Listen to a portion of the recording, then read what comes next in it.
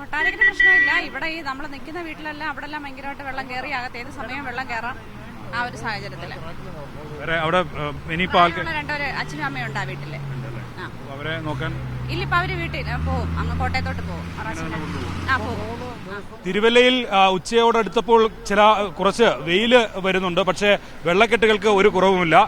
എങ്ങനെയാണ് വെള്ളം ഇങ്ങനെ കൂടിക്കൊണ്ടിരിക്കുകയാണോ കുറയുന്നുണ്ട്? അതുപോലെ തന്നെ നിൽക്കുകയാണ് കഴിഞ്ഞ വർഷം പോലെ. ഇവരിപ്പോ ഇവിടുന്ന് കൊണ്ടുവരുന്നത് മണിപ്പുഴ തന്നെയാണ്. മണിപ്പുഴ നെടുമ്പറ 8-ാം വാർഡ്.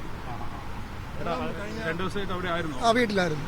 ഇപ്പൊ വെള്ളം ചെറുതായിട്ട്. ഇപ്പൊ എങ്ങനെയാ മാറി താമസിക്കാൻ വേണ്ടി വന്നതാണ്? അല്ലല്ല, തിരുവല്ല വരെ പോകാൻ വേണ്ടി വന്നതാണ്. ഇങ്ങനെയാണ് ഇവരാണ് ഇങ്ങനെ അങ്ങോട്ടും ഇങ്ങോട്ടും കൊണ്ടുപോകുന്നത്. ഞങ്ങളിവിടുത്തെ സേവാഭാരതി ആൾക്കാരാണ്. എന്തായാലും പല സംഘടനകൾ അതിൽ സേവാഭാരതിയാണ് ഇപ്പോൾ ഇവിടെ ഈ സ്ഥലത്ത് ആളുകളെ അങ്ങോട്ടും ഇങ്ങോട്ടും സിറ്റിയിലേക്ക് സാധനം വാങ്ങിക്കാനൊക്കെ എത്തുന്നത്. അതിന്റെ ഭാഗമായി ഇവർ നടത്തുന്ന സേവനമാണ്. വീട്ടിലേക്ക് തിരിച്ചു പോകും.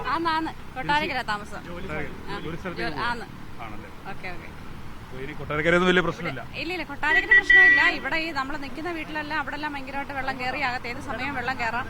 ആ ഒരു സാഹചര്യത്തില് അവിടെ രണ്ടൊരു അച്ഛനും അമ്മയും ഉണ്ട് ആ വീട്ടില്.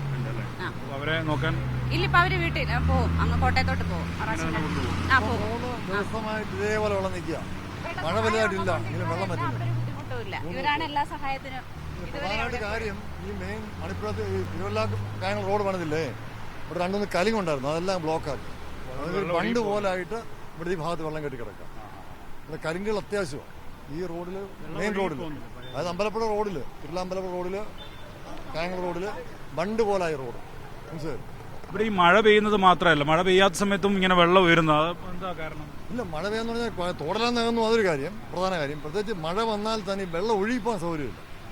പിന്നെ പഴയ പോലെ എല്ലാ വീടുകളിലും മതിലായി, അതൊരു കാരണമുണ്ട്. പക്ഷെ എന്നാലും ഈ ബണ്ട് പോലെ വന്നത്, റോഡ് ബണ്ട് പോലെ വന്നത് കാരണം വെള്ളം ഒഴുകി പറഞ്ഞത് കലങ്കെല്ലാം അടഞ്ഞു. പഴയ പോലെ തോടുകളൊന്നും ക്ലീൻ അല്ല, വെള്ളം ഒഴുകി താഴോട്ട് പോകുന്നില്ലെന്ന് തോന്നുന്നു. ആറന്മുള വരുന്ന വെള്ളം അതുപോലെ ഇങ്ങോട്ട് വരുന്നത് പോലെയാണ് നമുക്ക് ഫീൽ ചെയ്യുന്നത്. അവിടുത്തെ വെള്ളം ഇറങ്ങുന്നതനുസരിച്ച് ഇവിടോട്ട് ഡംപ് ചെയ്യും അല്ലേ? പിന്നെ ഈ പറഞ്ഞ പോലെ ദുരിതാശ്വാസം എന്നൊക്കെ പറഞ്ഞാലും കാര്യം നടക്കും. ഇവിടെ തന്നെ ദേവസ്വം ബോർഡ് സ്കൂളിലാണ് ക്യാമ്പ് ഈ പഞ്ചായത്തിന്റെ. ഫസ്റ്റ് ഡേയിൽ രാവിലെ ബ്രേക്ക്ഫാസ്റ്റ് കൊടുത്തില്ല, ഫസ്റ്റ് ഡേ.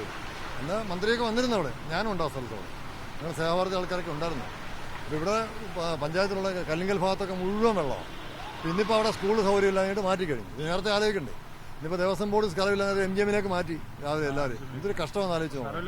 വെള്ളം കയറി അവിടെ വെള്ളം കയറും സംബന്ധിച്ചവിടെ നല്ല സൗകര്യമില്ല, നല്ല ബാത്റൂം സൗകര്യമില്ല, വലിയ ബുദ്ധിമുട്ടാണ്. അടുത്ത വീട്ടിലേക്ക് പോകും, ആളിനെടുക്കാനായിട്ട് പോകും.